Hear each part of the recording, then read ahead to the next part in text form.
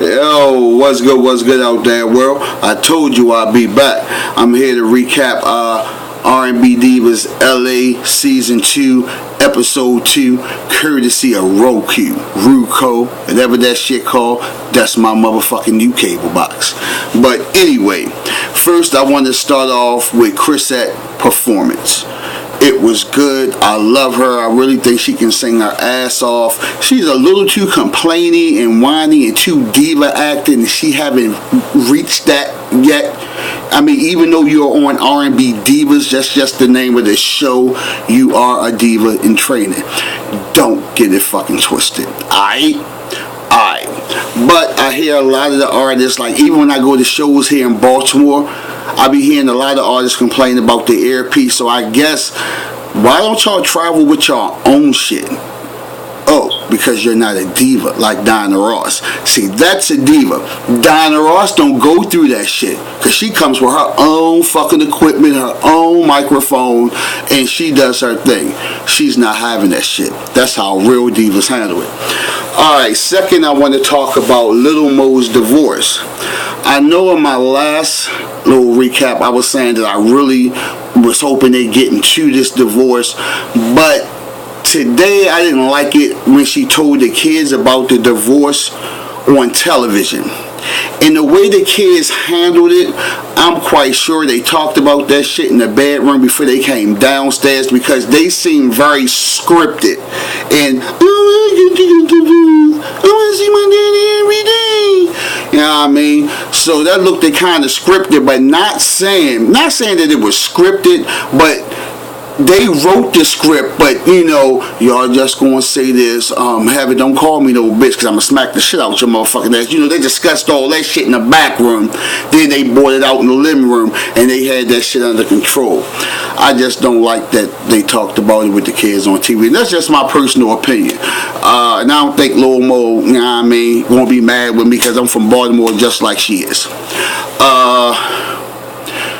But when they gonna bring the nigga on that she's fucking with? You know what I mean? I wonder if he's gonna get involved in all this shit. I don't know. But when Heaven told her that she never liked Phil, and they've been together for what, 5.5, 6 years, and Lil Mo was like, this is the first I'm like knowing of this. Come on, you already make me question your parenting. You should have known if your child did not like the husband, especially if that husband wasn't her father. You should have known that. I think you ignored the shit for real, for real. Once again, that's my personal thing. You still my motherfucking homegirl. I love you to death. But I'm going to go on. So now I want to talk about, I got a little cheat sheet right here. I said I wasn't going to do this shit, but it's Friday night. Just got paid. You know the rest of it.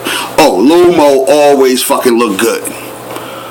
Every time I see Lil Mo, she represents Baltimore well in the way that she dressed. You know, she always keep her funky hats on. The children even got fucking hats and shit on. But she represents Baltimore well. Her blonde wig, you know, I'm loving it. As long as the makeup is good, the blonde wig going to like work for her. Michelle Lay. What I like about Michelle Lay is, just like last season, she was doing a lot of separate shit, or you just wasn't seeing her. And I like the way she's off doing her own shit with the suicide. And once again, I'm really loving the way she look. It's like she tightened that shit up, or you know, put some extra makeup on, or seem like her voice is getting deeper. Like I said, I think they got like a microscopic mic up her nose and something. It's just, you know, it's something that they doing to enhance. I know I'm not just hearing this shit, but they doing something to enhance the way, so you know, so we can hear and not go through all this shit. Now for the fucking juicy part. The fucking Sisterhood album that Shantae, the record or whatever, she supposed to come out with. Now when she was talking to the girls, wherever the fuck they was, I don't never remember hearing her say anything about writing. I didn't hear anything about, you know, said about writing. Even when Chrisette was talking about it and they did the back down memory lane and showed it, they never showed her saying that she wanted them to write a lyric and nothing. She just said, I want y'all with me. I just think those thirsty ass bitches just wanted some money and heard what the fuck they heard. Even though Shantae said it, it's her gig. And she's going to come in there, she's orchestrating the shit. You know what I mean? She doing that shit. So let her call a fucking shot. She'll let you know when she wants y'all to write, you know, Chrisette wants that diva shit. She's not used to singing background. I mean, I'm not used to singing background. You know, I sing a little bit too. You know, I ain't begging no shit like that. But I don't think that it's not that I'm used to singing background. I don't like singing background because I don't harmonize well. She acting like she don't like to sing background because she just don't like to sing background, like she don't like to perform in small venues. Didn't we all start fucking singing in the bathroom? It doesn't get no smaller than that. So get with it. Like I said, you haven't even reached that diva shit yet at all. So keep it cute, Chrisette, and I love you for real, for real. Lil Mo and Shantae, their asses get ready to get into it. I can see that shit now because Lil Mo just not having. She just like me. I just always got to say something. I can't never keep quiet about shit. That's why the fuck I'm always getting in trouble at work and shit. I'm getting a little tongue-tied and shit, but it's all good. I'm going to push through this shit because I'm going to be so good that I ain't going to get tongue-tied no more when I talked about it.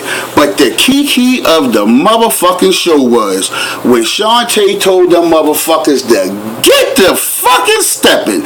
That was the key kicker of the whole motherfucking show. And she had every fucking right.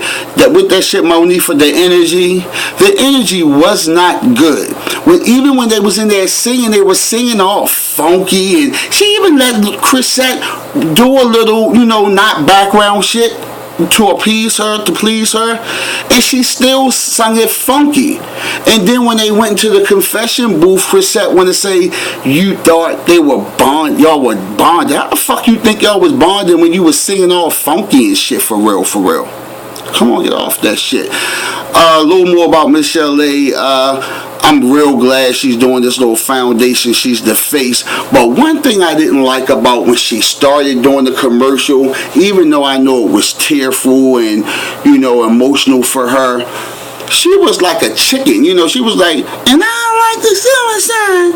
And I kept on saying, girl, lift your head up. And then when she was saying she was the face of suicide, she was pointing to her throat, like, I'm the face of suicide. She pulled up, I'm the face of, you know. And then, you know, she got emotional. Then Don Cornelius' son, I love him. I hope he be on the fucking show all the time. He should start fucking her, because I know he got money. And, you know, he ain't a bad looking guy. So, Michelle A. But anyway, he pulls off to the side. Now, I'm quite sure they didn't show us when he was, after he padded up a little bit, I'm quite sure he was like, girl, Michelle, you got to lift your motherfucking face up. We couldn't even see that. She was like, huh? And suicide, like, you know, you was sucking the dick or something. Suicide. But it's all good. I'm a comedian also and shit. But anyway, that was my recap of R&B Divas LA Season 2, Episode number 2. And I'll see y'all next week. And remember, you ain't hear that shit from me, because I don't run my mouth like a bitch. This was courtesy of Roku, the new cable box. Or was it Roku? I gotta get that shit together and remember that shit so I can, you know, maybe they might want to pay me to promote it, so I gotta get the name right. But I'm gonna holler at y'all a little later. I gotta turn my fucking fan on for real, because I ain't want y'all to hear all the noise like in the other ones.